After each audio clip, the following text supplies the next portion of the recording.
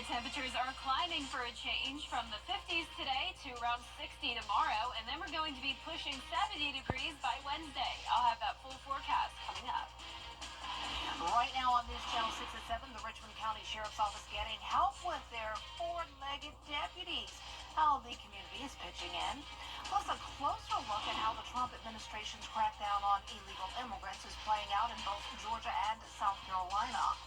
And the impact of a fire over the weekend at Amick Farms in South Carolina. What it means for workers there as well as the community as your News at 7 starts now. Live from Television Park, this is WJBF News Channel 6 at 7. Good evening, everyone, and thanks so much for watching. I'm Dee Griffin. Coverage you can count on begins at 7 with some help from the Richmond County Sheriff's Office four-legged deputies. News Channel 6's Bria Smith explains. A lot of it could be anything. It could be a track for a missing person. It could be a search for drugs in a car, or it could be apprehending violent criminals. You never know. 7-year-old Dakota has been with his handler, Deputy Matthew Cowdrey, for the past 4 years. Deputy Cowdrey says getting the job done is what Dakota does best. He does his job. You can see right now that's his whole world. All he focuses on is finding drugs, bad guys, and catching bad guys. So he's extremely dedicated. He doesn't care about human food. He doesn't care about getting petted. He wants that, and he wants to do his job. Sheriff Eugene Brantley was presented with a $22,000 check on Monday to help with all the costs for canines, including food and vet fees. Will enhance our ability to respond effectively when every second counts. This expansion would not be possible without the incredible generosity of the Shield Club of Augusta. David Alaloff is president of the Shield Club. He shares this isn't the first time they've donated canines, and it's not the only kind of service the nonprofit does. We help deputies that may be injured. We are proactive, like buying Kevlar vests for deputies. We've assisted in buying cameras. We do a multitude of things. Alaloff says if we want to keep the community safe, we have to have the best resources. To keep the community safe, the best way to do it is to have the backup. And if canines are a valuable backup, and as the sheriff and the chief mentioned, they find children that are lost. They'll help with finding and bringing down a criminal. They're excellent in sniffing out drugs and explosives. So what a valuable tool to this community. Both Ari and Dakota are actively a part of the Richmond County Sheriff's Department Canine Unit. In Augusta, Bria Smith, WJBF, News Channel 6. Richmond County investigators are searching for the driver of a vehicle involved in a deadly hit and run. It happened last night on 13th Avenue and Dr. Martin Luther King Jr. Boulevard in Augusta. Deputies say Dwan Rutledge was hit by an unidentified vehicle while riding a moped. He died at the hospital this morning. Investigators are looking for a 2015 to 2020 Chevrolet Tahoe or Suburban with front-end damage. If you see the vehicle, call one of the numbers on your screen. You can remain anonymous. Well, several agencies in Georgia are working together to remove illegal. Well, time now for a first look at our weather with Chief Meteorologist Jennifer Tracci. And what a difference a week makes, a couple of days makes, because it's a whole different story this week. Yeah, this time last week we were talking about extreme cold and snow. Now we're talking about some 70-degree weather and also rain for a change. So here's a look at Live Viper 6. We had a very rainy start to our Monday. Now most of us are dry. It's just been our southern line counties still dealing with some leftover showers from this cold front passage. Allendale and Bamberg County, you're pretty much done with the rain. One shower there over near Earhart, Highway 601. The most rain is in Screven County. So Sylvania along Highway 21 and 301 here and down towards Newington, you are seeing some rain. Now, as we take a look at our Terry Lambert Hyundai Skyview cam, it's still damp outside, but no more rain expected across the metro. This is a look at Wellstar MCG Health. It is still cloudy out there, though, and the clouds limited our temperatures today. We only made it to a high of 50, so 10 degrees below average, but notice there wasn't much of a variation between our morning low and our afternoon high. We actually started out the day above average at 41. We're in the 40s for the most part right now. Augusta, you're actually at 50 though. 48 in Thompson, 47 in Millen, Louisville sitting at 49. So because it's still cloudy out there, the clouds are keeping our temperatures a little bit warmer for now. 48 in Crawfordville and 49 in Lincolnton. Dew points are also in those upper 40s, so still some moisture around, but high pressure will be taking over tomorrow. And the southwest wind is bringing us the warmer temperatures for tomorrow as well. A little bit breezy out there with those winds gusting up to 20 miles per hour. And you can see the cold front is coming through. This is now weakening, and then we have that high pressure building in tomorrow. So tomorrow morning we'll have clearing skies, temperatures down to around 35. I'll have your full forecast coming up shortly, but back to you, Dee. All right, thanks so much. We'll see you then. Augusta commissioners are trying to settle an old issue in the new year, a new garbage service contract. They'll debate Tuesday whether to hire two haulers to provide trash service. The new agreement would come with a $36 a year increase, far less than the $120 increase first proposed. We've gotten this fee down to about $70 cheaper than what it was before, because we don't want folks to have to pay more money for less service. But in this regard, we just have to make sure that we're generating the revenue to be able to provide more service, like right-of-way maintenance and better trash collection. Some commissioners want to see the contract rebid, so there's one hauler instead of two, and to reduce the amount of the fee increase. An Evans High School employee is on administrative leave after reports alleging an inappropriate relationship with a former student. The school sent a note home to parents regarding the investigation. The employee at the center of the investigation is not being identified, but we are working to find more information. Count on News Channel 6 to keep you updated on this developing story. A massive fire at Amick Farms in Saluda County is still under investigation. The EMA director calling it one of the largest industrial fires in the area. Sean Cabbage-Talk has the latest. The fire started Saturday night. Crews from 5 Saluda County stations and Batesboro-Leesville Fire Department responded. Nearby counties sent help too. We had a crew from Lexington County. One of their truck crews came in and was on the roof helping us cut holes in the roof. Most of the damage was in the center of the plant. No injuries were reported. It took nearly 19 hours to control. The major part of the fire extinguished fairly rapidly, but it was just managing to access all the hot spots that were, primarily in the roof area. And being able to get it completely put out. Saluda County Emergency Management Director Josh Morton says the plant's design made it hard to access some areas. Ladder trucks and a platform tower were key to putting out the fire. If we had not had those resources, we would not have been able to have gotten that fire out as quickly as we did. Another big fire happened at Valley Protein on Thanksgiving a few years ago. It took 12 hours for that fire to be put out and damaged about 85% of the facility. Another very large response there, but this one was certainly substantial. Amick Farms says pay this week would match hours worked the week ending January 17th up to 40 hours. Sanitation night and day shift teams are asked not to report. We will continue to support whatever efforts that we can. Our initial indication is that this was an accidental fire. The case of the fire is under investigation. A groundbreaking Monday for a nearly $20 million innovative facility in Aiken. Several gathered this afternoon to hear more about how the mixed-use building will impact people living in Aiken. Developers say it will bring things like job creation and educational partnerships. It will also bring some technological innovations to the region. Supporters say it will have something for everyone. The Workforce Development Building, the mixed-use building, will allow USC Aiken to showcase how the university is inspiring and educating the next generation of STEM professionals through the educational continuum from kindergarten through graduate school. Construction on the building will start next month. Well, coming up, President Trump wants Congress to extend his 2017. The Internal Revenue Service is accepting 2024 individual income tax returns starting today.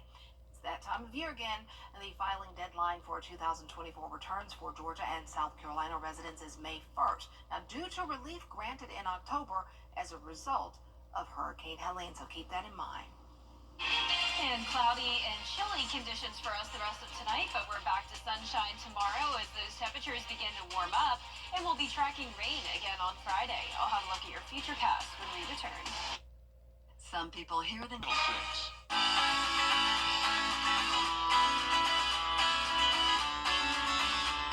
Follow News Channel 6 on Instagram. Now, your most accurate forecast with WJBF Live Viper 6. Welcome back and happy Monday. I want to start out with a school visit shout out. Last Friday afternoon, I visited Edmund Burke Academy down in Waynesboro, my first Burke County school visit ever, and it did not disappoint. I spoke with these 3rd and 4th graders, talked all about the weather with them, and they were amazing. So well behaved, so interested in the weather, and it makes it even more special when the teachers are also so excited to learn about the weather as well. Big fans of WJBF down there at Edmund Burke Academy, and of course I had to add a heart background because for one, they had these awesome Valentine's Day decorations, but two, because I truly loved the students and the staff as well. So shout out to these 5 teachers here, especially Mrs. Smith, who arranged this visit with me back in the fall. It's been a long time coming, and I can't wait to visit again next year.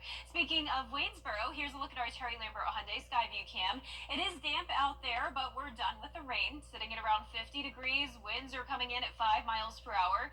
Dew points in the upper 40s. It's very cloudy out there across the CSRA with lingering showers, primarily down in Screven County. So pretty much everyone is done with the rain other than a few sprinkles here and there. But Screven County, you still have some showers here all around downtown Sylvania. Our temperatures are in the upper 40s for the most part, and the temperatures will stay this way over the next few hours.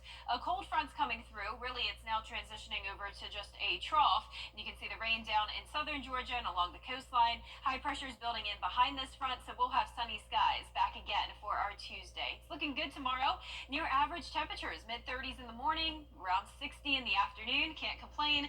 Low temperatures are definitely on the warmer side, so we're going to be staying above freezing for a nice change of pace, and all the way up into the mid-40s by the end of this week. High temperatures are going to be very mild, lots of 60s, and even 72 in the forecast on Friday. Huge difference from 32, which is where we topped off around a week ago, and 70 again next Monday. So the warm temperatures aren't going anywhere anytime soon. We'll also be tracking some rain again on Friday, maybe a few showers into Saturday, but for the most part, this does look like a Friday evening event, so keep that in mind for any late night plans on Friday. We're going to have a south wind coming in Friday morning. That's certainly going to warm us up a bit. It will be cloudy, but the rain doesn't move in until the late afternoon to early evening hours. So here's a look at 5 o'clock. Some heavier downpours will be possible, but overall not super significant with this event. It's going to be in and out very fast, not expecting really any storms. And you can see by Saturday morning, we will be clear. So it's going to be a nice weekend. Our lows tonight will be anywhere from 32 to 37 degrees. Highs tomorrow are going to be right around 60. And that 10-day forecast showing the sunshine again on Wednesday. Breezy conditions as we get to 68 degrees. 70s on Friday, and then again next Monday. So next week is starting out sunny and dry, pretty warm, but it does look like by around next Wednesday and Thursday we'll have a slight cool down, but still nothing like the big cool downs we've had pretty much for the entire month of January. That's right. This is good for January going into February. Yes, no yeah. complaints at all. Yeah, same here. We could be worse. Oh yeah. And we know what worse is last week. Yes, it looks like we're done with the snow, at least for now. Okay, thanks so much. Well, as part of our Caring for Carolina initiative, WJBF News Channel 6 is once again taking part in the Giving Gown. We're asking you to donate gently used prom dresses, shoes, and accessories. You can drop them off right here at Television Park Monday through Friday from 9 a.m. until 5 p.m. between now and March 6th, and we thank you so much for helping us out with that. Still ahead on News Channel 6 at 7, a new proposal in South Carolina would record everything teachers say and do in the classroom. Why some say that might be taking things too far. Coming up. Hey, CSRA, Mike Murphy.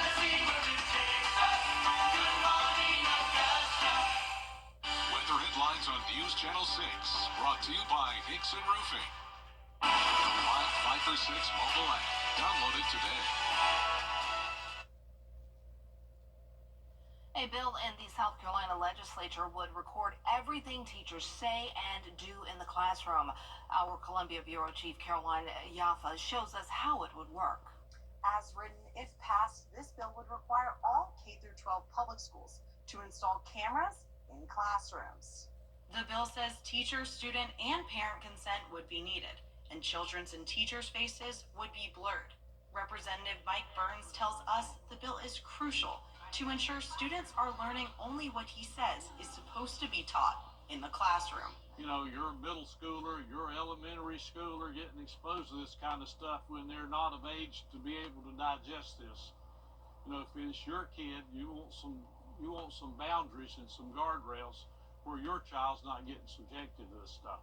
However, president of the South Carolina Education Association, Sherry East, says she spoke with several teachers who say if passed, this would be their final straw. Primary focus should be teaching and learning, and so anything that distracts from that, which is what this bill does, it's a huge distractor, it's a huge stressor for teachers. It would make someone reconsider teaching or consider not going into the profession. East says another part of this is the financial implications. We are struggling, you know, for supplies, resources that are needed. This would be a huge drain on a district to, one, the fiscal to just install the cameras, but the monitoring of the cameras. Representative Burns tells us he doesn't know exactly how much money this will cost, but he doesn't think money will be a problem. 10, 11 billion dollars going to education for federal and state funding, and they got all the technology to tape everything and bring the kids online, tape everything going on in the halls, in the lunchrooms.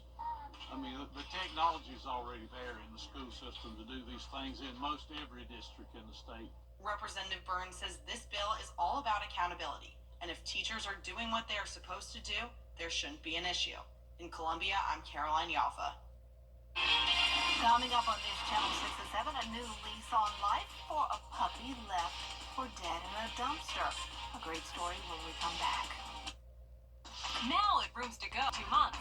Now at Rooms to Go. It's a wagging tail that is beating the odds. A puppy thrown into a dumpster in New Mexico left to die, but workers at a nearby fast food restaurant rescued him and took him to a local animal shelter. Oh, look at that face. That's when it was discovered the dog, known as Santos, had parvo. There's no cure for parvo, but if it's caught early enough, it can be beaten. The animal shelter says Santos is doing very well, and I'm sure he's touching hearts along the way. Yeah, I've never heard of parvo. Yeah, parvo is very bad for dogs. Oh, yeah. man.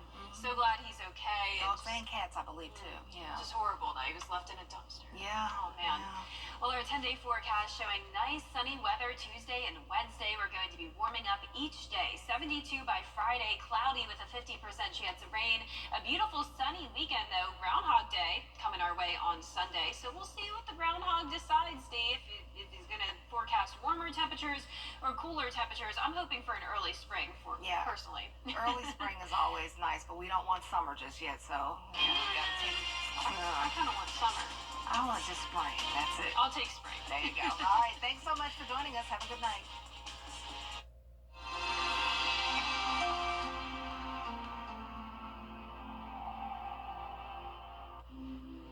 Night at 10 on MeTV.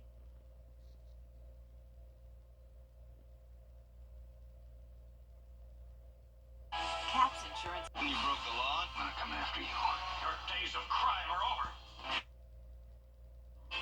Today was a chilly day with rain, but we are warming up big time this week to the 60-degree mark tomorrow with sunshine, upper 60s here by Wednesday, and we will see 70 degrees in the forecast this week. I'll have a look at that coming up. Discussion on the homestead exemption, how parents and taxpayers are feeling about what's recommended. Your news at 10 starts now. Live from Television Park, this is WJBF News Channel 6 at 10 on MeTV. Good evening, everyone. You're watching your news at 10. I'm Graham Lee. Thank you so much for joining us. Coverage you can count on begins with